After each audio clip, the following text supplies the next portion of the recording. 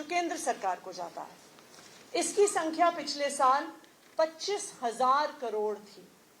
तो कुल मिलाकर दिल्ली के लोगों ने केंद्र सरकार को 2.32 लाख करोड़ रुपयों का टैक्स दिया। अब दिल्ली वालों ने जब दिल्ली सरकार को 35,000 करोड़ टैक्स दिया तो वो पूरा 35,000 करोड़ रुपए दिल्ली वालों पर खर्च हो गया। तो अब ये सवाल है कि जो 2.32 लाख करोड़ रुपीस, यानी मतलब आप मान लीजिए 2.5 लाख करोड़ रुपए तकरीबन जो दिल्ली वालों ने केंद्र सरकार को टैक्स में दिया, उसमें से कितना पैसा दिल्ली पर खर्च हुआ, उसमें से कितना पैसा केंद्र सरकार ने दिल्ली को दिया? 0, नील बटे सन्नाटा।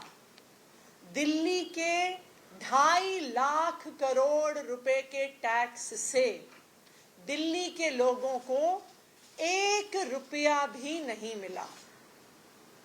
आज मैं केंद्र सरकार से दिल्ली वालों की तरफ से ये पूछना चाहती हूं कि दिल्ली के साथ ऐसा सौतेला व्यवहार क्यों?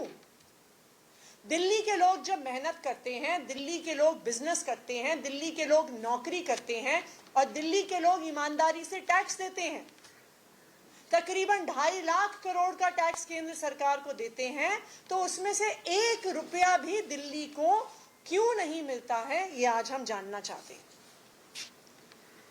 दिल्ली के अलावा अगर आप और बड़े कंट्रीब्यूटर्स देखिए इनकम टैक्स के, तो बॉम्बे जो शहर है वो सबसे बड़ा कंट्रीब्यूशन करता है इनकम टैक्स का। बॉम्बे से केंद्र सरकार को 5 लाख करोड़ का इनकम टैक्स आता है और उसके अवज में महाराष्ट्र की सरकार को केंद्र से एज शेयर इन टैक्सेस क्या मिलता है? 54,000 करोड़ रुपए। तो बॉम्बे के लोग, महाराष्ट्र के लोग जब 5 लाख करोड़ का टैक्स देते हैं तो उनको केंद्र सरकार से उसके हिस्से में 54,000 करोड़ यानी 54,000 करोड़ रुपीस बजट में मिलते हैं। बैंगलोर के लोग तकरीबन दिल्ली जितना टैक्स देते हैं, इनकम टैक्स देते हैं। बैंगलोर से भी 2 लाख करोड़ का इनकम टैक्स केंद्र सरकार को जाता है।